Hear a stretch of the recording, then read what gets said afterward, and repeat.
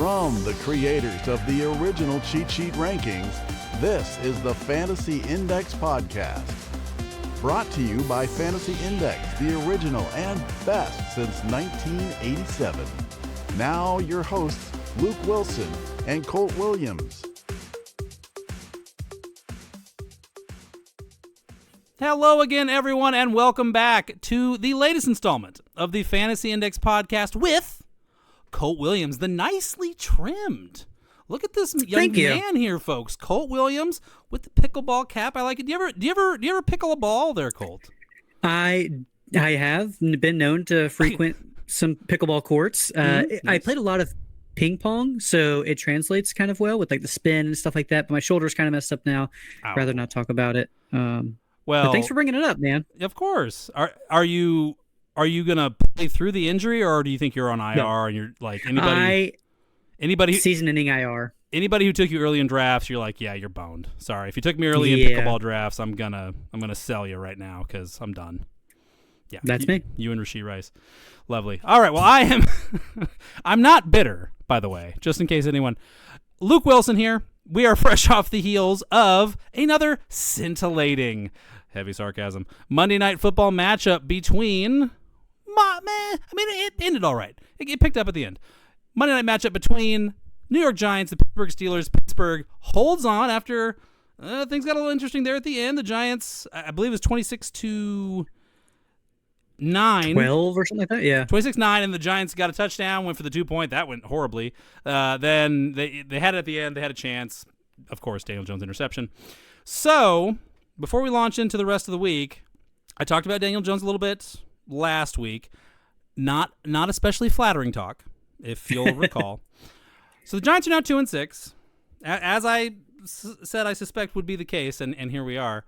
And again, Daniel Jones was not terrible tonight, but he certainly was not the reason that they were in that game. I would submit that actually Tyrone Tracy, if anybody was, who's phenomenal, looks like he's staging a hostile takeover of that backfield.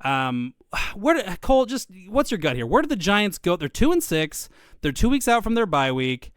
When is this guy's Waterloo? When is Daniel Jones's last stand in New York?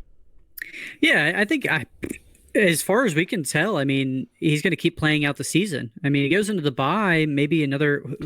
I'll double check their schedule here, but it's not Commanders next, pretty Panthers look. after that, bye week. Yeah, you lose against the Panthers going into the bye. You've got questions probably at the quarterback position. But Drew Lock, is he your answer? Like, I don't think there's a way to recoup and go back if you do bench him. No, there's not. You're right, and I mean that's a good point. Like once you pull once you ring that bell, it's going to stay rung. You cannot gracefully go back to Daniel Jones here. And there's some weird factors, like as I mentioned it in the show last week. I believe Giants, majority owner John Mara has an unusual level of attachment to Daniel Jones. Specifically, he wants him to remain the guy as long as possible. Meanwhile, Brian Daboll and the general manager Joe Schoen, I mean, how hot is their seat? Like, at what point do you realize, like, I might not be back here next year? I don't know what's going to happen in January, Black Monday. Do I want to go down with this guy as my quarterback and not even attempt to, show what I can do with a different guy under center? It's a tough one. So, yeah, it's just the Giants are in an unenviable position here. How much of it is their own making? Ask your local Giants fan. Yeah. As for the Steelers, 6-2, despite a quarterback controversy, which as we were talking before the show, I was talking. A little bit of their own making, I think you could say, the quarterback controversy there. But I mean, what do you think? Like this is quintessential, Steelers black and blue grinder football. Mm-hmm. Can they keep this going to the point that it culminates in an AFC North championship here, or is Baltimore going to run them down? Yeah, I mean, they've got some pretty tough matchups coming up. They go into the bye here in Week 9, but you got the Commanders, Baltimore, Bengals, Philly, Baltimore again, Kansas City, Chicago. Like, they've got some tough matchups. Like, Mike Tomlin is known for being over the 500 mark, and I mean, they're 6-2 right now. Like, they're going to be getting pretty close to that, I think. Like, it's going to be. Russ has looked good though. Like, Russ is kind of cooked. There's some some plays that have been called back, some almost touchdowns to George Pickens. But overall, I think the Steelers, like, they just play gritty football. Najee Harris looked nice. I think it was like 7 carries. He already had like 70 yards at that point, or 90 yards. Like, he was definitely out there running hard. The Steelers defense, I mean, let's get back to fantasy just for just a moment here. Sure. But I was down, I don't know what it was, 18 points, we'll say, hypothetically. And I had Malik Neighbors and Steelers defense. And I was like, oh man, well, I really need Malik to do something. Final drive comes along, the Daniel Jones and the Giants are driving. I'm down 2 points. I'm like, oh, please, like, Malik Neighbors gets a little sideline catch. I'm down like half a point. I'm like, please, anything else to Malik Neighbors and I win. Or an interception for the Pittsburgh Steelers defense, and it makes me win by 1.5 points. So thank you, Daniel Jones. Nice. I know we keep talking about him quite a bit, but yeah, I think the Steelers, I think they're gritty. They're a strong team. I would be surprised if they have, while they have tough matchups, I would probably give them half of those. Like, it was a tough grinder of a match here against the Giants, but yeah, with Russ under center, I think anything's possible, really. So, obviously, they're going to their bye this week. Then they're at the Commanders. And then, as you mentioned, they've got the Ravens. The Browns, I mean, theoretically should be able to pick that up. But now the Browns got a little bit of a song on their heart. At Cincy, that's never a gimme. Cleveland again. At Philly, at Baltimore. KC and Cincinnati. That doesn't read as a real easy schedule. So, it's been a lot of love in the air as the Steelers beat the Jets, the Jets have been trending down, and now the Giants, who the Giants have been trending down since the tail end of the Eli Manning era. True. Now they got to go play some real teams. So I wouldn't, don't rush out and spend your last dollar on a Russell Wilson Steelers jersey just yet, folks. Keep wearing your Broncos jersey for a little while longer. Save your money. Okay, you've been down this road before. All right, Colt, what do we have on the docket? We're kind of at the halfway point in the season. Do we have anything to kind of commemorate where we're at in the fantasy season? We do. Thanks for asking. We've got some good stuff here on this episode. I'm really excited to talk about it. We put in the work. We put in the research of, like, hey, these are some guys. We're going to go over a recap of who's at the top 10 of each position. We're halfway through the season. Some names are going to surprise you, and these are going to be points per game based. I like that. And then we're also going to go over some trade targets, like the trade deadline's coming up, not only in the NFL but also for us in fantasy, right, for most of us. Right. And yeah, of course, we're going to always talk waivers, so we're going to talk waivers here. That'll be at the last segment, so if you want to skip ahead of that, feel free. But we're going to do some other things. They're going to help you win your league, because you don't win it at the draft, you don't win it at waivers.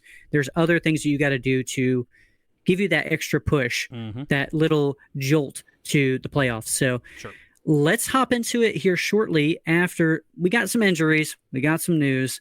I'm going to hop into that if you're cool with it. Run us through it, buddy. All right. The Colts, let's start it off there. They're not committed to a starting quarterback for week 9. Ooh. That probably comes a little bit to Anthony Richardson subbing himself out because he was tired. At least he was transparent with it. He didn't lie about an injury or anything like that. But true, that's your franchise quarterback. Like, what kind of precedent does that set? Are people blowing it out of proportion? Like, that's also there. But the fact that Shane Steichen's kind of like, hey, we don't know where we're going yet. Is he doghousing him, or is he just like making him a little scared before the playoffs? Or are they using this as a game plan type thing of like, hey, are you going to prepare for Joe Flacco, the statue, or Anthony Richardson, the bulldozer? Right. Right. And having two he had 2 completions at halftime. That's also not okay. I think he was 10 for 32. 10. Yeah, he had an atrocious completion percentage. I think it was 10 of 25 or something like that. Yeah. And that was, he did get them. He led them down the field. They led them on a touchdown drive with like 9 minutes left to get them within 3. Or was that play called back? There was 2 Josh Downs touchdowns, and I know he only got one of them. Yeah. So again, it's another Jekyll and Hyde type performance, but it was a lot more Hyde than Jekyll, as has been the case typically lately. The whole will evaluate, it would kind of make more sense to me on the with another matchup with Houston still on the horizon. But this division is between them and the Texans now. It certainly appears so, and the Texans already swept them. So if you were going to sit him, this was kind of the game to do it. But they're also still in the playoff hunt, so yeah, I do get that. a lot of hay is going to get made out of sitting him for that, or him tapping out for that one play. It's not a good look, but there's going to be guys dumping him in fantasy leagues now, and I think that's maybe still a smidge premature. Yeah, for sure. Speaking about the Texans, Stephon Diggs, he's to undergo MRI with a non-contact knee injury. Did not look typically good. Yeah, typically those are season ending. If nothing else, I would certainly expect him to miss Thursday Night Football. But we don't have any further reports on it. Again, recording right after Monday Night Football. Derek Carr, he's set to return, could return rather, from his oblique injury for Week 9. Jordan Love dealing with a groin injury. I have had this exact groin strain, not his groin, but it is awful. It is awful to move around. Just speaking from personal experience, like you can't really do anything. Long lunges of a step hurt really bad. So I can imagine just the drop backs. Each drop back is just going to be excruciating. But he's a superhuman and I'm not. So dose him up with cortisone shots. Come on, that's still the 1980s, right? Can't do that no more. There you go. They did give me a shot and the needle was like this long. I'm not kidding. It was right in the butt. I was like, why you got to shoot me in the butt? You were trying to win state for pickleball. I mean, this is big time money. I get it. This is true. This is true. The Browns, they're going with Jameis Winston as their starter from, indefinitely. Sure. The Panthers, their starting quarterback has not been named yet for Week 9. Andy Dalton, he was in a car accident earlier in the week. Just banged up his thumb. I think it was a finger. Nevertheless, that's why Bryce Young started. Ended up throwing 2 touchdowns. Looked better than Bryce Young has. So now they have a little bit of a quarterback controversy, I think, there. I think Bryce Young kept himself in the conversation to start in Week 9, literally on the strength of a garbage time touchdown at the end, like with like a minute left when they were down a ton. Like, if not for that play, if not for scoring at the end there, it's probably Dalton. So Bryce Young does not have this job locked back up. Right, certainly. Let's go to the 49ers camp. They're going into a bye, but CMC is looking more and more likely to start here in Week 10, so that's good news. Debo is considered day-to-day with a rib injury.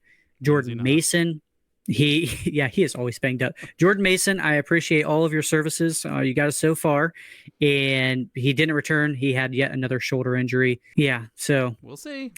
We'll see. We will see. I'm not saying drop him. By no means. There are not a lot of running backs we'll be talking about today, so do not drop Jordan Mason.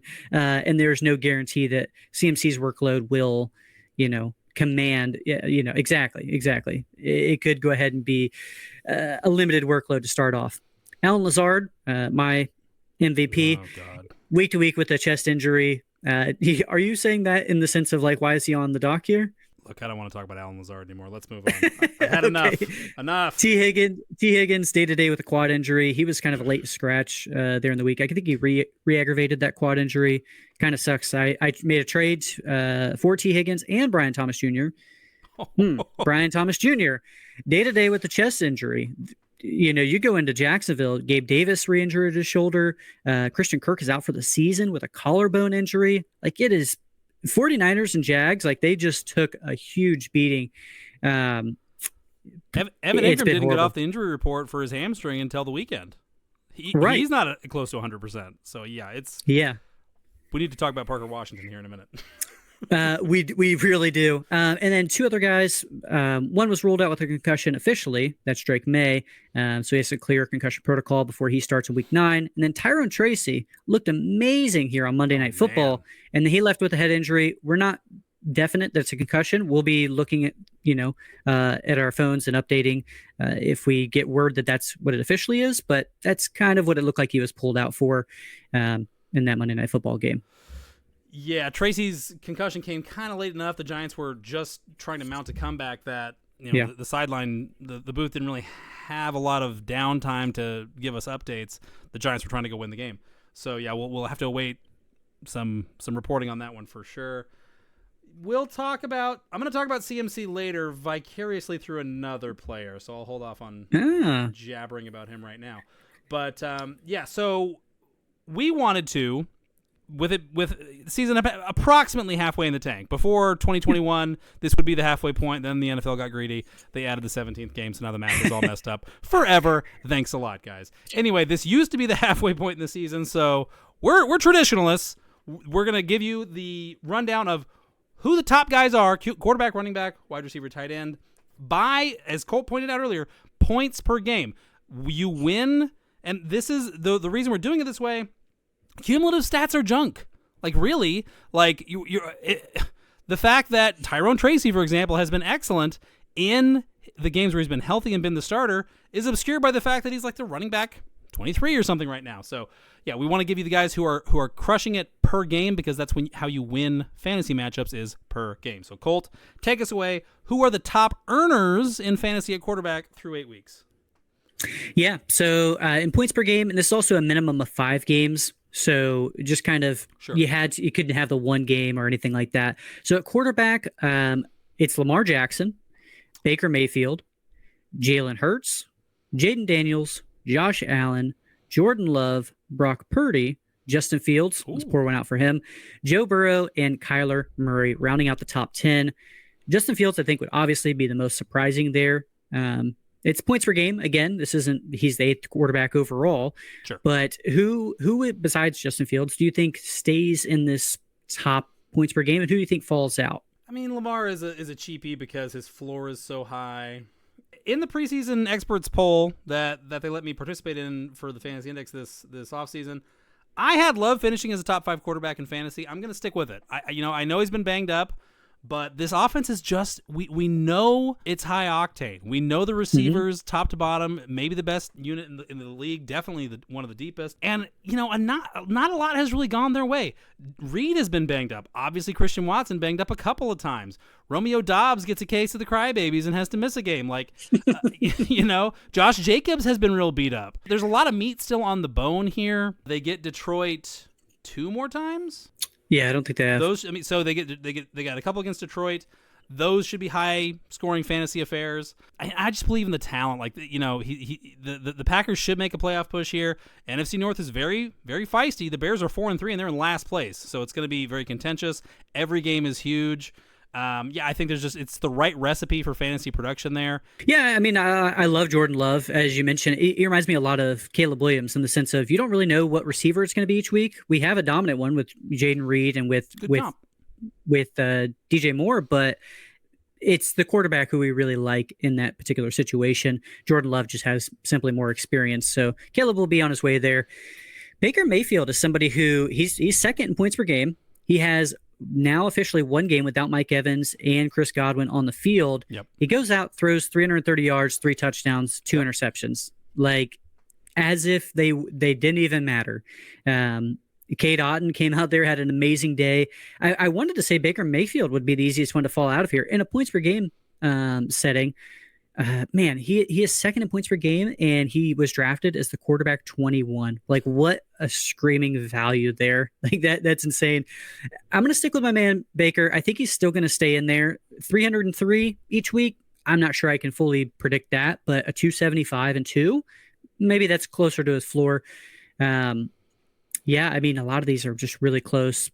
He's at Kansas City next week. I don't know if I'm brave enough to start him there, but then he's got Giants, Panthers, Raiders, Chargers, Dallas, Panthers again to close out. Yeah. That is nice. That is very nice. Give me all of that. Yeah. No, that's great. Yeah. Just after this Kansas City one, maybe that would be your buy low opportunity in a sense. He's got San Fran too. That's not super exciting in my opinion, but it's not as bad as it has been in years past. That's true. Frankly, like the way they're playing right now. So that's true. Let's hop over to running backs. Number 1 running back in points per game, Joe Mixon. And you got Derrick Henry, Saquon Barkley, Alvin Kamara, Kyron Williams, Kenneth Walker, Jahmyr Gibbs, Jonathan Taylor, Bijan Robinson, and James Cook.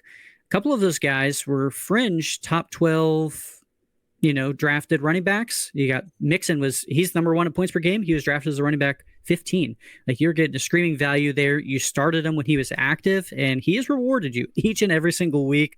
I think he has 4 100-yard rushing games so far on the season. Like, he has looked amazing.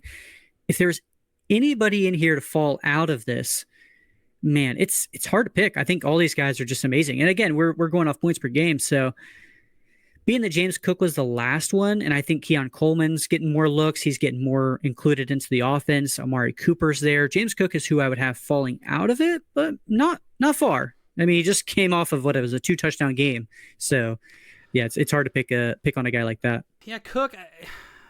The spike in touchdowns feels unsustainable because we're so used to Josh Allen controlling that work near the goal line. But maybe that's going to continue. We have a half season now of this trend. Josh Allen is obviously on track to have like a career low in rushing touchdowns. So if the Bills' offense was struggling and they were failing to convert in the red zone all the time, that'd be one thing. They're not. Mm-hmm. So what they're doing right now is working. Are they going to change up? Without good reason. I'm kind of I'm all right with James Cook. I was very skeptical of him coming into the season. I thought it was potentially a lot of empty yards again this year. I'm kind of back in. I'm not going to say you want to sell Derrick Henry because that's crazy talk. And I was a huge Derrick Henry guy coming in, so I'm not saying that. But I will point out, on the dead ahead, Denver, Cincinnati, that's not so bad. Pittsburgh, Chargers, Philly, the Giants are fairly stingy against the run with Dexter Lawrence in the trenches. Pittsburgh again, Houston in the fantasy championship. That's not great. Now, if anybody can overcome a rough stretch of matchups, it's the Ravens' run game. So, again, I'm not saying you run out to fire sale him off your roster. But considering he's coming off of like Commanders, Tampa, Buffalo, kind of run funnels, maybe temper expectations a little bit going forward unless, we see that the Ravens offensive line is really up to the task. I think I like Jonathan Taylor going forward, man. I mean, the Chargers have had quarterback issues, or the Colts have had quarterback issues. I don't know if you've noticed, but Jonathan Taylor, when he's been healthy, has just been relentlessly efficient. He's been the best. He's looked the best as a runner that I've ever seen him look. Or certainly as good as like his crazy 2021 season where he finished as the RB1. I'm a big believer in the talent. Steichen, run games, we have no reason to doubt that in terms of fantasy productivity. Look at Zach Moss there last year. My God. I kind of like Taylor, and I'll comment to him again. Of course, Saquon Barkley he could finish RB1, obviously. Right. No, and I like your Derrick Henry take. I mean, that one, that's a great take there. It's in not PPR a sell. Too, it's not like you're selling for a better running back, because I mean, frankly, he's the running back one. Like, who are you going to sell him for? Joe Mixon plus? Nobody's giving you Joe Mixon plus, I don't think. So if you could sell for like a lower end, like maybe a James Cook, and then plus a wide receiver or something like that. What if you went kind of superhero at running back and you had Derrick Henry as your RB1, but like your RB2 was like Chuba Hubbard, like Chase Brown? Okay. Or Chase, something where it's like, okay, maybe, but I don't love it. What if you could flip Derrick Henry for like Devon Achane plus Rashad White? Would you do it? No. No? I don't think I could. I'd still go with that hero style. Yeah. I get it. And the schedule, as you mentioned, that's the best part about it. And that's part of the research that I was talking about that we do. Like, that is the part where it's not pretty, but if there were anybody to overcome it, the Baltimore Ravens are the people that I think could. What about Derrick Henry for the running back you're going to talk about as your trade target? Would you do it? Don't say who it is, but as a teaser. Say it is.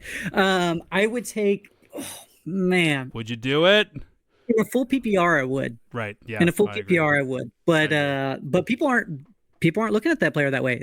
I've actually got some trades that happened with these players that we're going to be talking about, that are official trades. They've actually happened, and they're not like one-sided ones. I found ones that were pretty close. It's not multiple IR players for one player. But nevertheless, I love those. Let's get on to wide receivers. In points per game, Nico Collins reigns supreme. He is at the top.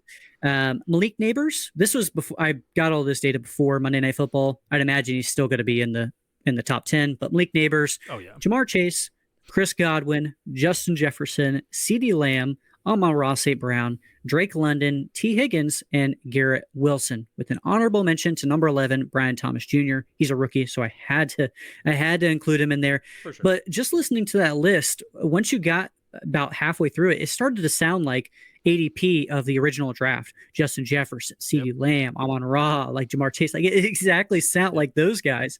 So if you paid up for a high quality first round wide receiver, you've been rewarded in points per game. You've got some guys who have been outliers, like Chris Godwin. He was drafted as a wide receiver 34. He's out for the season, unfortunately, but he got you here. So you probably got a winning record, if I had to guess, with Chris Godwin on your team. T. Higgins is the one who scares me the most.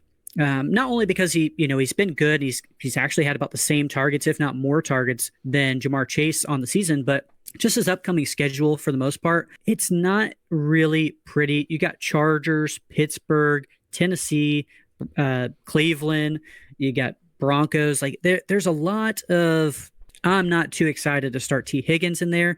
And you might say, well, he's the 2. Jamar Chase is going to draw it. And I get that. But yeah, T. Higgins is the one who scares me the most, not only because of his injury history, but just the fact that the schedule isn't really complimentary. And you might be surprised I didn't pick Garrett Wilson there, I would say. The slander never stops. Fantasy football Twitter's foremost Garrett Wilson denier, Colt Williams, folks. Yeah, I've got T. Higgins in a couple leagues. I did it. I did it again. It's hard to have a lot of faith. It's hard to have a lot of faith, man. He's pissed off. He's pissed off at the Bengals ownership, and rightfully so. You're gonna pay Jamar. Oh, wait, you're not even gonna pay Jamar. If you're not gonna pay Jamar, you're never gonna pay me.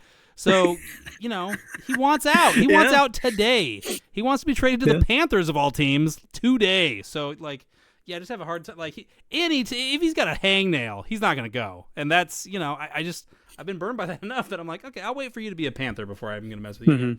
I'm going to go with the answer that's just hiding in plain sight, Nico Collins. I mean, there's no team that needs their superstar back more, especially now with Stephon Diggs. Imagine when Nico comes back with Stephon Diggs safely out of frame. Yeah, sure, John Mechie and Bobby Trees, Robert Woods, might step up a little bit here and there in the meantime. When Nico Collins comes back, oh my God, he could vaporize the rest of the position in fantasy like Travis Kelce did to the tight ends in 2022. I mean, it could be that stratospheric. The Texans need him for the offense to function again. It is that simple. So, yeah, if you can somehow scoop Nico Collins in any leagues, by all means, go do it right now. If you find your desperate Nico Collins owner and shove something into his hands to pry that guy loose, go win you some hardware, folks. Yeah, speaking of Garrett Wilson, I mean, if you have Garrett Wilson, I have a guy in one of my leagues. He has CMC, he has Nico Collins, he has everybody who's on IR. If you drafted well, you were punished this season, it seems like, and he's hemorrhaging losses. He cannot get a win to save his life. As someone who is now 2-6 in his main redraft league, I agree with that sentiment. Yeah, it's not my fault I'm 2-6. I drafted too well. That's it. Exactly. So you need to manufacture wins. If you can trade a Garrett Wilson for a Nico Collins, because he's not going to be back this week. It is week 10 is when he's set to return. By all means, I would go ahead and do that. Trade a healthy player for the way big upside of, the person who moves their offense, quite frankly. Joe Mixon's looked amazing, but Nico Collins is that guy. So that's a trade that I would make. That's not our trade candidates, but I like that because we are now moving into that window where it's it doesn't matter if Garrett Wilson scores more points between now and the end of the season than Nico Collins, I don't care. From weeks 12 through 17, who is going to be the guy who's flipping matchups for you every week? It's much easier to see Nico Collins being that guy. So you got to at this point in the calendar, guys, you got to flip your calculus, especially if you're a dynasty player, because a lot of dynasty players who also play redraft struggle with this. They're always value hoarding. Give away some value here to get some wins, to get points maxed out in your lineup for sure. On to tight ends, we'll just briefly go through these guys, but George Kittle is at the top. Brock Bowers, Trey McBride, David Njoku, Tucker Kraft. Man, he was drafted as the tight end 37, so not drafted at all. He is the 5th tight end in points per game. Kyle Pitts, Travis Kelce, who was the tight end 1, Cole Kmet, Cade Otton, and Dallas Goedert. I think this one is pretty easy for me. It's Cade Otton, for somebody who I think is going to keep going and keeping up the pace. He gets Kansas City here this next week. I know Mike Evans is going to come back. He's inevitably going to have a 1,000-yard season. So however that's going to work out. But Cade Otton he's looked amazing these last 2 weeks. He scored the most fantasy points out of any receiving option, go through receivers or tight ends. over these last 2 weeks. Like it's incredible. So yeah, Cade Otton, you're not going to be able to get him at this point, so it's unfortunate. But if you've got him, ride the wave. You might be able to get him. I mean, somebody might be looking to sell high for sure. I'm gonna go with the guy that I picked as my sleeper of the year in terms of guys that were gonna, really outperform their ADP. He's probably not gonna outperform by much now because it took longer for Deshaun Watson to get out of frame than I kind of was hoping for. I'm gonna go with Njoku. He's just good, guys. He's just good. Deshaun Watson is now out of the way, out of the picture in Cleveland, probably forevermore. How they're going to deal with that contract situation in the next 2 years is beyond me. But I don't think he's taking another snap for the Browns. And it was obvious against the Ravens. And, of course, the Ravens. That's a huge game for Cleveland, really anytime. But Jimmy Donovan, the Browns' longtime broadcaster, had just passed as well. Plus, they get Jameis Winston in there. The whole team showed up. Cedric Tillman has a huge game. David Njoku started kind of slow. Jameis Winston, he wants to... He wants to go up top, and that's not a lot of tight ends do that, all that well. But he wound up having like 6 catches for 65 yards and a touchdown, something like that. I think that's maybe not the touchdown, but I think that volume is his floor. With no Amari Cooper now, yeah, Cedric Tillman looks like he could be the real deal volume wise. But Njoku's just too good to not be a central part of this passing game. We have no idea what Nick Chubb is going to be or do down the stretch, guys. We do not. We're all rooting for it, but we have to stay rooted in reality here. I love David Njoku. I wish Evan Ingram was on this list. I would point to him too, especially with the just demolition of all the receivers in Jacksonville. My gosh, Ian Allen said he had an article last year, or one of his Ian Allen tidbits, like the 2 highest volume seasons receptions wise for tight ends in the history of the NFL were both Doug Peterson tight ends, and now they have no wide receivers except for Brian Thomas when he comes back. So yeah, the deck is cleared for Evan Ingram. I love him too, but good luck prying those guys loose. So exactly, yeah. I while I did make that trade for Brian Thomas Jr. and T. Higgins, who now unfortunately are both banged up, I did get Evan Ingram in another trade. So okay, all right. Silver lining. Yeah. A silver lining. Let's get on to our trade deadline targets. I don't know who your 2 are. You know who mine are. I'm excited to talk about them. I won't necessarily have full rebuttals for yours. I don't have planned rebuttals. Sure. But and I'm sure you've got good ones. So let's not say that we're going to have any rebuttals on them. Anyways, I'll kick it off. Go for it. I'm going to kick it off with my running back. We're going to go 1 running back, 1 wide receiver each. My running back to buy before the trade deadline is Breece Hall. Here's the case for Breece Hall. Right now, he is the running back 8. You may say, okay, well, it's going to be kind of hard to get him. He's a top 10 guy. Again, we don't really care about full collective points like that. We were talking about all the running backs, in points per game. He is not in the top 10. You may have noticed his name was omitted there. That wasn't on accident. Came out, had a bad game here against New England. Like we would have expected a good game here against New England. Now he's coming out. He's going to be playing the Texans here in week 9. That is a tough matchup for him. After that, he has the easiest remaining schedule, and he has the second easiest playoff schedule. He only has 1 top 20 ranked defense against running backs. And again, that's the Texans here in week 9. Outside of that, they're all extremely favorable to running backs. The juiciest part is the fantasy playoffs. Week 15, he gets the Jags. They're ranked 30th against running backs. Week 16, he gets, who is it? I know they're 20th ranked. He gets the Rams. They're 20th ranked. And then in week 17, the fantasy championship, he gets the Bills, which is the 31st ranked. Like he just missed getting into the end zone here against the Patriots. That was kind of a vulture touchdown by Braylon Allen. But I mean, pay whatever you got to get him. I'm going to go over some trades that recently acquired Breece Hall. Can you tell me what you kind of think about them? Okay. CMC for Breece Hall straight up. We're starting hot. Would you rather have CMC or Breece Hall? It's Breece Hall. It's not close. Not even close. It is Breece Hall for me as well. I'm very optimistic about CMC, but again, could be that ramp up period for the 49ers, and they're looking at playoffs still, even though they're not really, they've got a tough schedule, but they're looking at the playoffs. What about A.J. Brown versus Breece Hall? Breece Hall. Yeah. Okay. Drake London and Javonte Williams for Breece Hall. Uh, That's a close one. That one depends on how many players you start. If it's a shallower, like you start 7, I'm leaning Brees. But if you start like 2 running backs, 3 wide receivers, and a flex or 2, I'm a London believer, and Javante's got a real role here. I would lean the London side, but it's very close, obviously. And again, you pointed out exactly what I wanted you to. It's the great point. Like if you were played talking me about like a Derrick fiddle, Henry, did you? you were talking about Derrick Henry earlier. It's like if you have one stud, super stud, maybe you trade him down for 2 studs if you have a larger starting roster. Like Right. that is ways to, get these Keenan Allens out of your starting lineup in the second flex or something like that. Is it a super flex league? Maybe you have a third quarterback and both your quarterbacks already passed the bye. Maybe you could do something like that to accumulate another player like that. It just depends on how deep the starting rosters are, I think, is another one. Brian Thomas Jr. and James Cook for Brees Hall.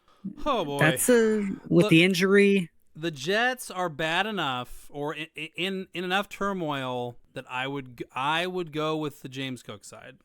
I definitely see the argument both ways. I would go with the James Cook side personally. Yeah, no, I agree with that. No, I would go to the James Cook side. These are just some trades that actually took place. And then the last one here, it's gonna have one of our waiver wire guys in it.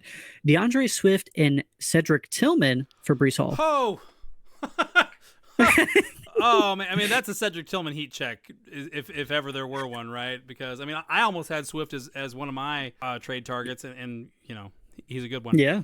But Mama, let me check Swift's schedule. Yeah, I was gonna say and while we wait, it's Swift over the past month. If people haven't, if they just saw the first month, Swift over the past month in half PPR. Here's his fantasy points: 26, 19, 18, 18. Yeah, he's been money. He's just been he's absolutely the switch flipped. And he's got a honey dip schedule coming up before things turn rough in November. Oh man, I believe in Tillman. Me too. Over the next 9 games, what we're talking about, 8 games, not games. Give me the Bears running back and the Browns wide receiver 1. Yeah, things I didn't think we would be saying. Give me Swift and Cedric Tillman over Brees Hall, a top 5 pick in fantasy drafts this offseason. No, I agree. Again, that just depends on your but layout. It's so close. Like, basically what we're saying is, like, you should not have lost an iota of faith in Brees Hall, especially not with this upcoming schedule. He's kind of Braylon Allen back out of frame. Braylon Allen was like, oh, boy, well, this kid's coming to eat his lunch. We don't have that problem now. Sorry, is it my turn, or are you going to go with your wide receiver? No, I was just saying, Brees Hall, I think he's definitely acquirable. If you're questioning whether you should send out a trade, like, am I sending too much? I'm saying getting him by any means. That doesn't mean trade Derrick Henry and Josh Allen and Brock Bowers and all your whole team for this guy. Sure. Hit us up on Twitter if you have these questions, or hit up the comments. Either way, our Twitters _Colt Williams. You can find Luke. DLuke87. If you have trade questions like that, we're always happy to answer them, whether they're there or, again, in the comments or any of the articles. So who is your running back trade target?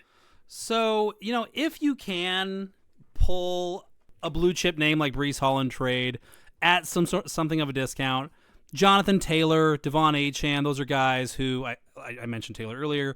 I've been on Achane for quite some time now. Achane has a great upcoming schedule. The Dolphins figured to want to run the ball as much as anybody. It was their secret sauce last year.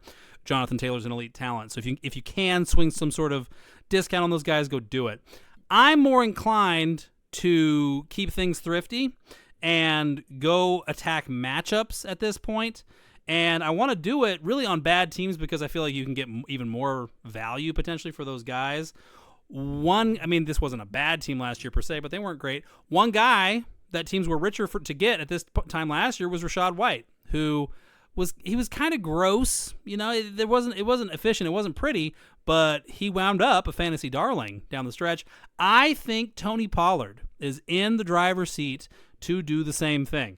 Like, it's not gonna be super pretty because the Titans are one of the ugliest offenses in the league right now, but. And let me pull it up. I just had it in front of me, but then I lost it because I'm doing 2 things at once, Colt. You must be talking about their fantasy playoff matchup because I just looked at that. That's a big part of it.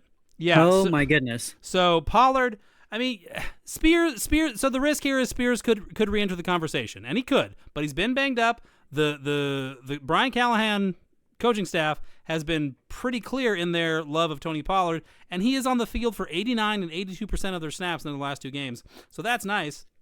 The schedule gets rough for the next few weeks, but yeah, from weeks 13 through 17, it really just it doesn't get much better than at Washington, who have been very squishy against the run. Yeah, the Commanders' defense was great yesterday against Caleb. DeAndre Swift still had himself a day, though. So they get Washington week 13, the run funnel Jaguars. I mean, you can do whatever you want on the Jaguars' defense. Show up with a $50 bill in your hand, you just do whatever you want. So he gets the Jags in week 14. Can you say that on air? I don't know. I'm going to find out when the bosses talk to me. You get the Jaguars in week 14, then the Bengals, which is kind of middle of the road, and then Colts and Jaguars again in week 17. I mean, that's as good as it gets right there.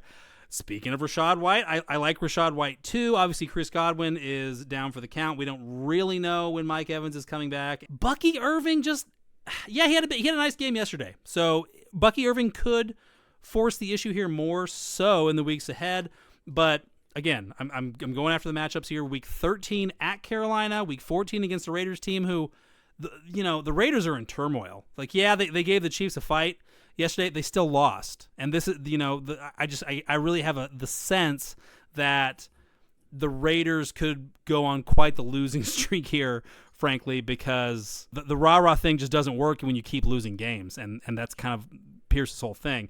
The Panthers week 13, a Raiders team who we don't know what they're going to be by the time week 14 gets here. Chargers week 15 is rough, but then the Cowboys, who, again, kind of like the Raiders, maybe the fight's completely out of them by then. It's certainly possible. And then the Panthers at home in week 17. I mean, really, it's about that game. Assuming you're going to be playing in week 17, if you have White going in that game, that's huge. That is huge. The Bucs could be, for all we know, putting the icing on the cake of another division title in that game, and the Panthers could be tanking for the number 1 seed. So I really like those guys to target.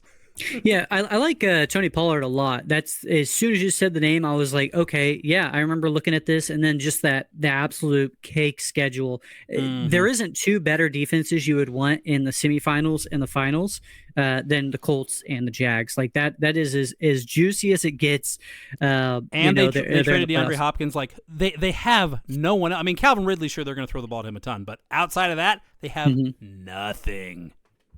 I like that. I like that I went with a higher tier player in the sense of hey, if you're really willing to spend up, then this is your guy. But I like both those options. I'm not afraid of the Gucci option with Colt, or you can go to Goodwill with Luke. Yeah. Right. Yeah, I do like the White one. I'm a big Bucky fan in the sense of I've liked what I've seen. Sure. But I do get it if there's more of a clear path. Kind of like the Devin Singletary and Tyrone Tracy, we're seeing it's Tracy now. If there's a clearer path and if one of those guys get injured, God forbid, but if that happens, then yeah, absolutely. It was nice to see Rachaad White get another 6 targets here in this last week. With all the premier wide receivers out of the game. Sure. Speaking of wide receivers, my wide receiver buy candidate, now we talked about this a little bit off air and you said, well, I'm going to make a little bit of a deal about this. Mm-hmm. I am saying to go out there and buy Malik Neighbors. Malik Neighbors, who we all just watched on Monday Night Football. You roll your eyes. He's the wide receiver 19 in fantasy football. He missed 2 weeks, so that's obviously going to ding in a little bit. But the last 2 weeks, 6 fantasy points, 10 fantasy points, he might have just lost you your game here in Monday Night Football. Not me, because I don't lose. But he's dropping balls as well. So people might be frustrated with him just a little bit. But I'm saying you should pay up and get him, and this is why. He has the 3rd easiest schedule for wide receivers for the rest of the season.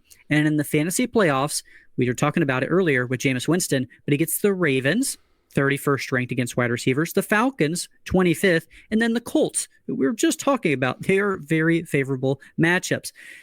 I think an honorable mention as well is DJ Moore. Again, we talked about Caleb. I don't really know which wide receiver it's going to be at that point, but DJ Moore, he has a very cake schedule. He gets Vikings, who are 32nd against wide receivers, the Lions, who are 30th, and then the Seahawks, who are 14th.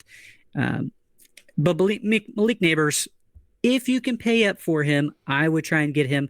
I'm going to go through some trades that recently happened with him. 5 trades I've got for you. Who do you think you would rather have? We're going to start hot. Joe Mixon or Malik Neighbors? Oh, man. I'm on the Mixon side on that one. That's a push. I can't call it. It's a push. I want Just them both. depends on what you need. I Yeah. mean, Okay. Well, here's your man right here. You were just talking about Nico Collins. I was going to ask. Neighbors. I was literally I was waiting for you to stop talking because I was going to say, before you do any clicks and go off screen and go run your numbers, somebody offers you Nico Collins for Malik Neighbors right now. Are you taking that deal? Probably. I bet you wouldn't. I bet whatever you're about to say, I bet you wouldn't because Malik Neighbors is here, standing upright before God right now in fantasy football, and Nico ain't. Nico Collins, sorry, I got Nico on the brain. I'm Nico pilled, folks. I'm Nico pilled. Malik Neighbors. Let me just read you the target numbers. His last 5 healthy games. Just the infinite sign. 18, 12, 15, 8, 13. Ain't nobody trading that, Colt. Who would trade that? What are you going to give somebody? Same type of targets. I mean, yeah, I guess Mixon you could possibly pry him away in certain leagues. Right. Well, I've got a few other trades here that happen to. They're not just 1-for-1. Some of them have a little bundle in there. But yeah, I would rather have Malik Neighbors than Nico Collins. I don't think that's a hot take. Plus, you're also getting the 1 extra week out of him. So yeah, that's a little bit of a tiebreaker too. Okay, our favorite guy to talk about, Christian McCaffrey and Terry McLaurin for Malik Neighbors and Devontae Adams. Oh, Neighbors by what? Neighbors by a lot. Miles. Really? Oh yeah. Okay. Oh yeah. Come on. Like I said, I think that trade's closer to like CMC for Neighbors because Terry McLaurin and Devontae Adams, I see those as like equals in my opinion. Yeah. For redraft fantasy. Kind of like with the Mixon thing in a weird way. Like depends. Like do you really need the wide receiver depth, or do you need to take a huge swing at running back? A guy whose Achilles muscles snapped off and like retracted up his leg into his butt meat. I don't know. I just don't know about spinning big on that. I've got another one here. CeeDee Lamb for Malik Neighbors, Kareem Hunt, and Chase Brown. Oh, why? Wow. Neighbors side? Neighbors in the running backs? I mean, sure, like, yeah. If you need them. Next 9 weeks, how much is Lamb going to outproduce Neighbors by? I can't say that I know it's going to be by enough to offset those running backs. So, but it depends. Like if you have absurd running backs, you don't need that. And last one here, and I can't wait for you to answer this one because it has your boy in it. But Jaden Reed, Calvin Ridley, and Devon Achane for Malik Neighbors. That's a haul. God. I think it's a haul. I think it's a haul. I hate 3-for-1s. I never want to. I always like to be on the one side. I never want to take the 3 because lost in the shuffle is the 2 guys that are getting forced off your roster. If it's a shallow bench situation, I'm not taking a 3-for-1. I'm just not gonna. I'm almost never gonna do it unless it's just silly. But I do like those players. Push. Anyway, it's a push. I move on. Okay. My wide receiver trade target. He's a guy where it's like, okay, we've kind of been down this road enough times that we're getting sick of talking about him. But I'm going back down. I'm going to the well one more time. Chris Olave, wide receiver, New Orleans Saints. I'm chasing what we saw the first 2 weeks. Okay, when Derek Carr comes back, hopefully it's this week. It might well be next week. Whenever it is, it will be our first time seeing Derek Carr and Chris Olave with no Rashid Shaheed in frame. Rashid Shaheed was comfortably out-targeting Chris Olave when Derek Carr went down. So there's a big role that's been vacated now. Chris Olave, with garbage quarterback play, just desperation puke play from Spencer Rattler and co., still got 14 targets and 100 yards and a touchdown against the Chargers in a game they were never going to win. So it was hopeless. I mean, I thought the Panthers trying to beat the Broncos was hopeless. The Saints were even more hopeless. My Chargers stream of the week worked out, by the way. Yeah, I mean, Olave, just the number of targets he's going to see. I mean, it's like poor man's Neighbors is really what you're talking about here because just the talent disparity, the need for somebody to step up. I mean, Olave's going into the extension window too. Like he's properly motivated here for sure. So yeah, I like Olave a lot. Go scoop him. I like that. Yeah, I like that. And again, it's more of a budget-friendly one. And you could argue that he's not the poor man's Neighbors. Like, is he as good as Neighbors? Absolutely not. But better quarterback play, arguably, definitely better offense. Like, there are not as many options around him. Wandale and Slayton are actually kind of competent wide receivers so far in that Giants offense, whether they should be or not. Sure. So, yeah, no, I like those. Just some easy, simple trade targets. If you guys have some Other ones, again, hit us up in the comments. Let us know. Let's get on to the premier reason why we are here. And let's the click waiver them wire. off neat and tidy, because obviously we diversified this week with our little halfway point rundown. We did. I will not interrupt you, I promise. We did. I'll go through it here pretty quickly, especially at the running back position. There is not a lot. If you're looking for a spot start at the running back position, look away, because there aren't any. These are almost strictly insurance running backs and long shots, kind of tinfoil hat running backs at the same time. Going into the bye week, we've got the Steelers and the 49ers. But Tyrone Tracy, if he's somehow available for you, he is definitely the Giants running back one. He came out 20 carries, 145 yards, and a touchdown. He's only rostered in 64% of leagues, so he's out there in some. You may not say mine, but look around, see, and maybe even possibly trade for him in that event. But yeah, Devin Singletary came out there, had 2 carries. Like, it is Tyrone Tracy's backfield at this point. We don't have an answer just yet if he does have a concussion or what kind of head injury he has. But he plays the Commanders and the Panthers these next 2 weeks. It's absolute money at the running back position. Jaylen Warren, he's going to the bye. So if you need to start, look somewhere else. But he's getting worked back into the offense. He's had some difficult rush defenses coming up, so maybe they try to run through the air, so to speak. But Jaylen Warren is a guy who I think is getting back into fantasy roster startable positions, like a deep flex. Braylon Allen, this is rookie running back for the Jets. He found the end zone, as we mentioned, came off a career high 12 carries. Didn't really do much with them, but still an insurance option for Breece Hall managers. Gus Edwards, he's on the IR right now, but if you need some kind of security blanket for J.K. Dobbins, who started off electric the first 2 weeks, absolutely amazing. Since then, he's purely been a touchdown and volume guy. He hasn't been extremely effective with the touches that he is carrying. So Gus Edwards is somebody, maybe even Kamani Vidal. Like, that's another option there for you. And then the last running back I've got here, and again, this is kind of my tinfoil hat. I don't know if you saw this in the docket, but Miles Sanders. I saw that there were trade rumors swirling around with him. So if somehow he goes to the Cowboys or the Jags or the Raiders, maybe he takes a sip of a rejuvenation potion. But Miles Sanders is somebody you would think he would get ahead of Chuba Hubbard if he was actually good, but I digress. He could be a starter on the Cowboys if they try to dabble into another running back contract. Yeah, I mean, as soon as you say Miles Sanders, it's you and I know, like, trade rumors. That's all I'm saying is trades. Yeah. What if he gets traded with the Eagles? You never know. Yeah. No. Yeah. It's about Tyrone Tracy there. I'm partial to Warren. Obviously, there's a lot of Najee Harris in the air in Pittsburgh right now, and rightfully so. But yeah, there's not much out there. Jaylen Warren, sure, why not? Yeah, there's not much out there. I mean, Najee Harris, 3 straight 100-yard rushing games like that. You didn't see that earlier in the season. Let's get on to the wide receivers. If for whatever reason this guy was rage dropped, Calvin Ridley, he's rostered in 69% of leagues. Again, he's probably rostered, but 15 targets, 10 receptions for 143. Go out there and get him. Keon Coleman, another guy who's probably rostered, again, 60% of leagues, but 5 for 70 and 1 touchdown. They continue to slowly, Josh Allen and him are building on that rapport together. They're getting him worked a little bit more into the slot. Amari Cooper's on the field, so maybe drawing a little bit more attention. Like, he's confidently a flex going forward. So Keon Coleman, again, probably rostered, but a place to check out. I think the cream of the crop here is probably Cedric Tillman, Brown's second-year wide receiver. I mean, we talked about him just last week. I'm going to go ahead and name all of the wide receivers who have more fantasy points than Tillman over these past 2 weeks. You ready? Go for it. I'm done. There aren't any.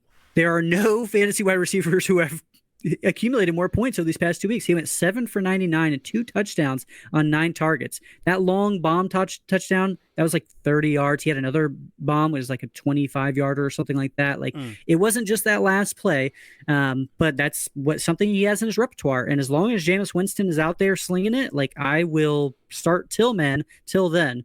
Honorable mentions, you've got Elijah Moore and Jerry Jeudy. If they're going to throw the ball 40, 50 times, like, others are going to eat too, but Tillman is the guy. Josh Downs, he's the Anthony Richardson question. Like, I just dropped him because I knew Anthony Richardson was going to be in there, and he was there the week before, and he did nothing. And then now he comes out, has basically his best game as a second-year player, 4 for 109 and a touchdown.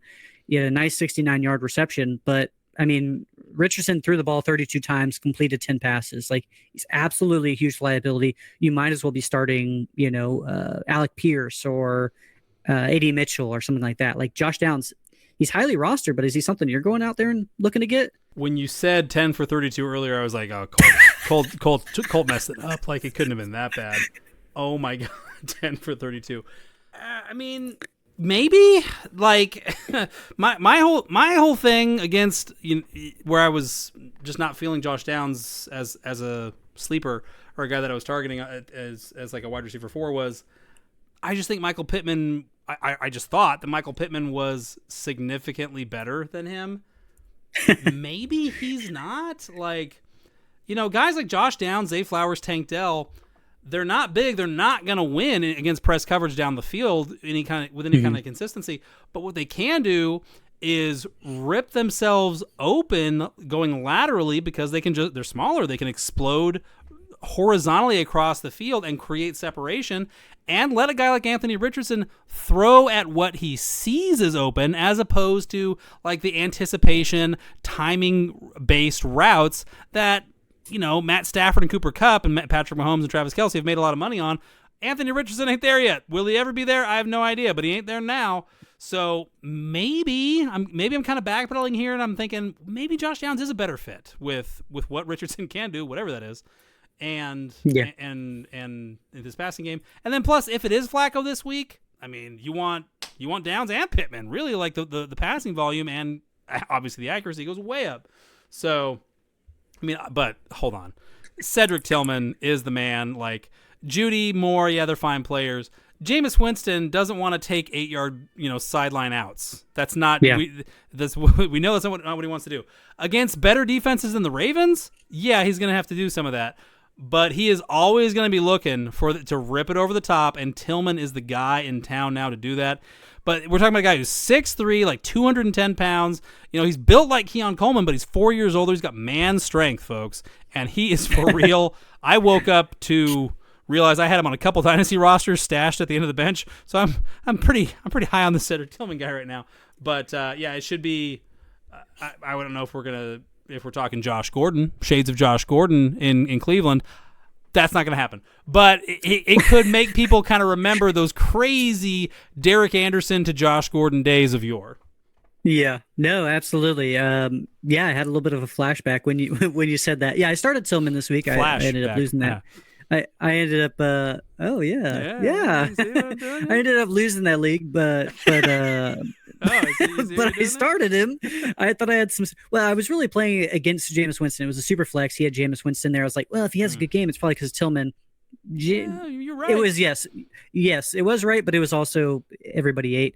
Let's move on. Xavier Hutchinson. We just talked about Stephon Diggs probably out for the year. Again, nothing solidified here yet, but second-year wide receiver. He ran the most routes and has the most comparable splits to Diggs as far as routes ran in the slot and out wide. He hasn't shown anything by any means. So again, this is a very deep play. A guy who I like a little bit more is another second-year wide receiver on the Jags, Parker Washington. With everybody banged up, Brian Thomas, Christian Kirk, Gabe Davis, it's Evan Ingram and it's Parker Washington. They're the only two people left to defend Jacksonville. And I mean, they've got some, matchups here in the next few weeks. They're easy to pass against, but they're also going to be putting up points. You've got the Eagles, the Vikings, the Lions. Like, it doesn't get better than that. Maybe he's more of a DFS play or a deeper starting roster play, but Parker Washington's somebody who should be added. Right now, he's 0% of leagues, rightfully so, but I would expect that to jump up to about 20-25%. Yeah, I mean, if Gabe Davis can't go in week 9, which obviously is a possibility at the moment, Parker Washington has to process like 7 targets. And this is a guy who, coming out of Penn State, yeah, has some yards after catch panache, pedigree to him. He was a crackerjack kick returner in college and has done some of that in the pros. And yeah, like you said, he showed as a legitimate receiver a little bit when the Jags were shorthanded last year after Christian Kirk went down with his unfortunate man area incident. So yeah, I like Parker Washington a lot. I agree that I'll go if I'm dabbling in Texans lottery ticket receivers. I'll go Hutchinson over Mechie. A lot of people are like, "Ooh, John Mechie, University of Alabama." Yeah. I don't know. Like whenever I've seen him in the pros, he just doesn't look fast. Hutchinson's no burner either, but he's kind of. I mean, I'm not going to say he's Keenan Allen, but he's the kind of guy who, like, good route runner, good technique, high dog factor. I think from what I've seen from him in college. So is he going to come out and light the world on fire like Tillman? No, probably not. But I mean, would you rather take a blind stab on a Texans passing game guy or a Jaguars passing game guy? No slight. I'm not as down on Trevor Lawrence as some, but I mean, come on, Bobby Slowick, Texans for sure. Yeah, no, and I get that, and it could very well not be Mechie or Hutchinson. It could be Schultz that begins to eat a little bit more. Around, theoretically. I did see him catch a pass here this past week. It's rumored to have happened. He is definitely still around. In deeper leagues, Adam Thielen, he's on IR, so maybe you could stash him. And then super deep leagues, this is probably a dynasty play, but Jalen Colker came out 4 for 78 and a touchdown. I don't know if it's that deep, Colt. Oh, no, I think it's deep. I don't want any part of the Andy Dalton, Bryce Young. You're not a cokehead, as they have. That's what they call themselves, Colt. This is not my term. I'm just passing this. I'm just a conduit. So Coker, all I'm gonna say, he's out of Holy Cross, undrafted. Stop laughing. Undrafted out of Holy Cross. So yeah, this guy could be nothing. But Pro Football Focus rated him as their top rated rookie receiver in week 8 before whatever Malik Neighbors did tonight. He didn't have a great game. He had some drops. So look, like, Deontay Johnson is as good as gone. He's probably not going to take another snap as a Carolina Panther. Adam Thielen could be gone. I mean, what's the point in keeping him around at this point? He's basically in a walk here. I think he's under contract for 2025, but it's not guaranteed. Why would you pay him? So we could be looking at Xavier Legette, Jalen Coker as the two main receivers for the Panthers down the stretch. In 12-team, are you going to mess with that? God, no. But yeah, in some leagues, Cedric Tillman. I'm just saying, like, he is a big-bodied receiver who can extend away from his body late to make catches. He's got a big catch radius like Tillman. All I'm saying.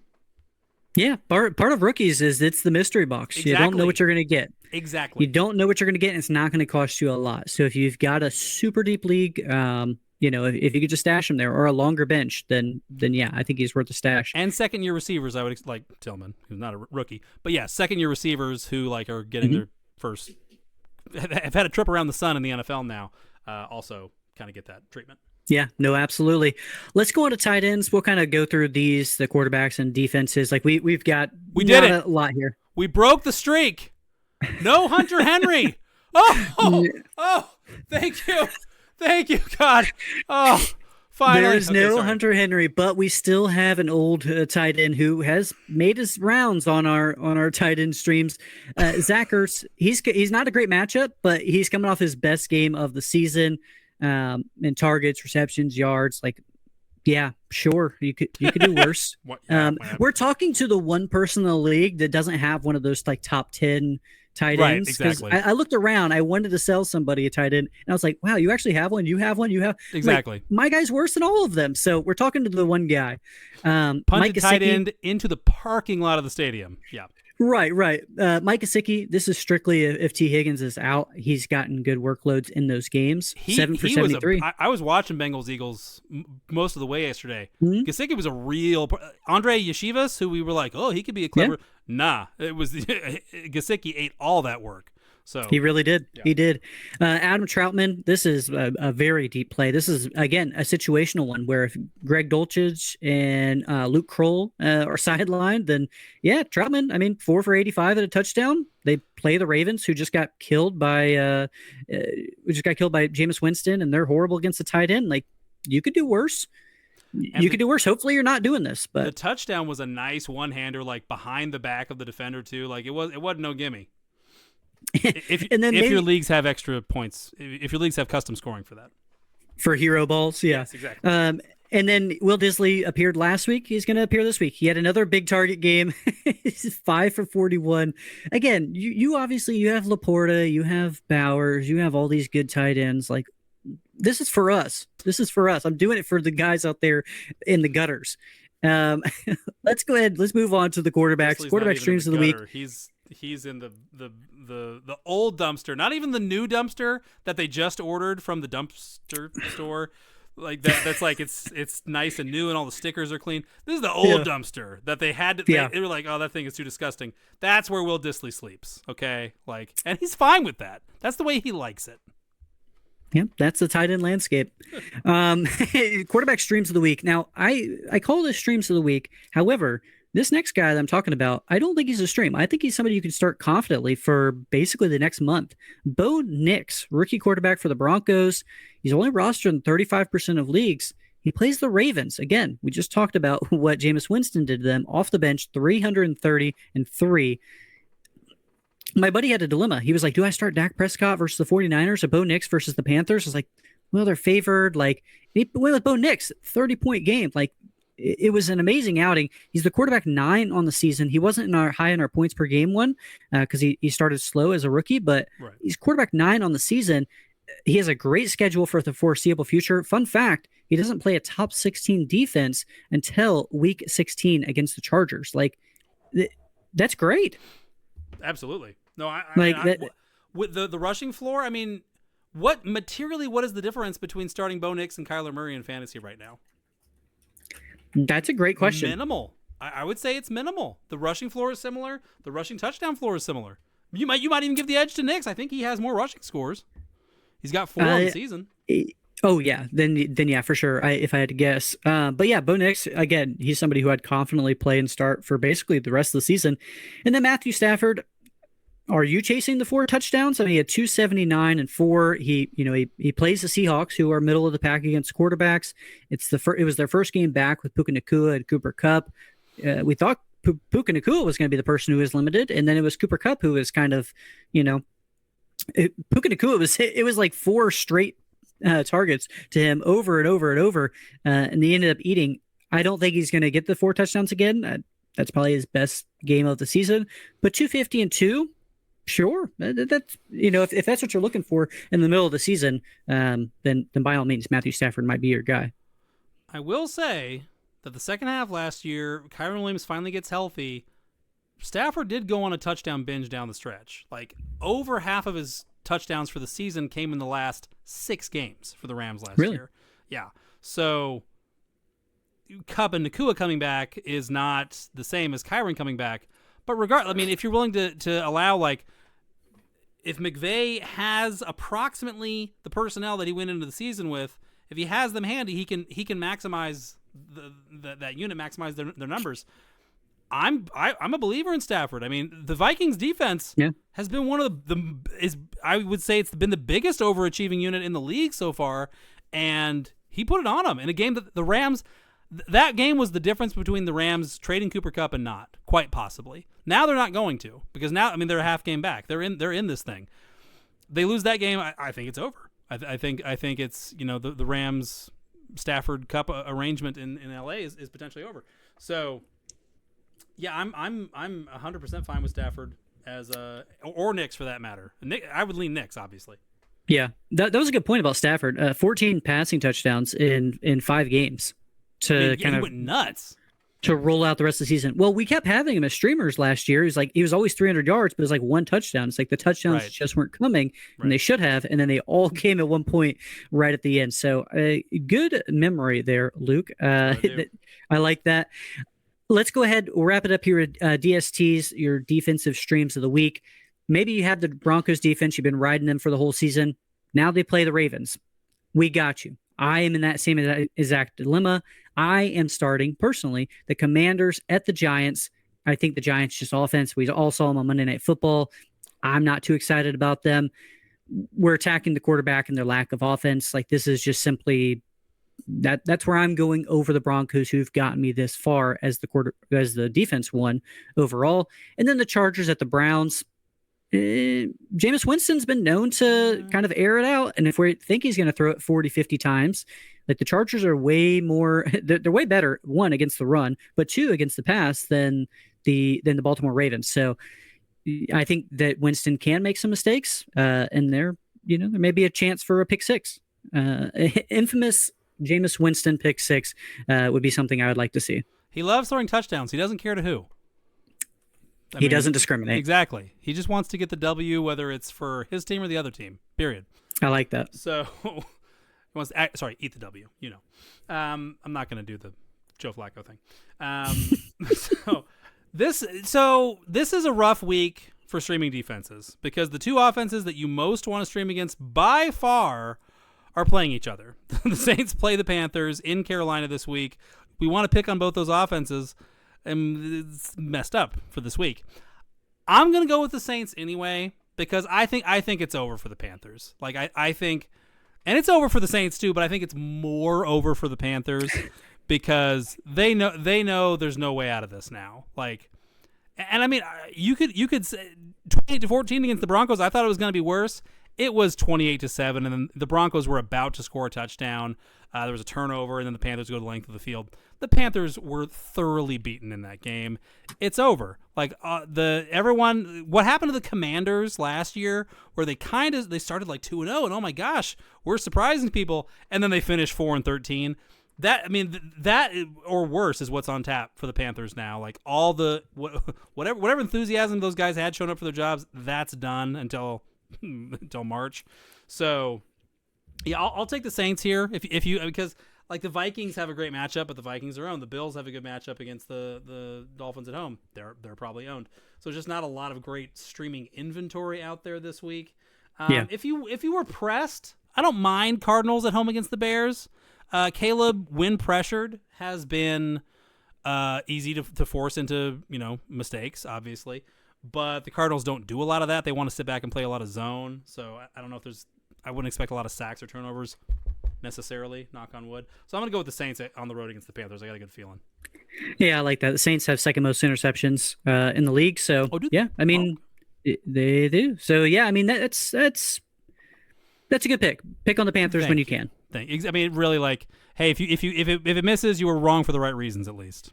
That's all we can do. All right. So, I mean, that's going to be it. We had a lot here. It's a little bit of a longer episode, but if you liked it, feel free. Let us know in the comments below. And we will be back next Monday with waiver wire pickups on week 10. Absolutely. Looking forward to it, my friend. All right, folks. We will see you next week. Thanks for tuning in. This has been the Fantasy Index Podcast. For more great content, premium rankings, and cheat sheets, head over to fantasyindex.com.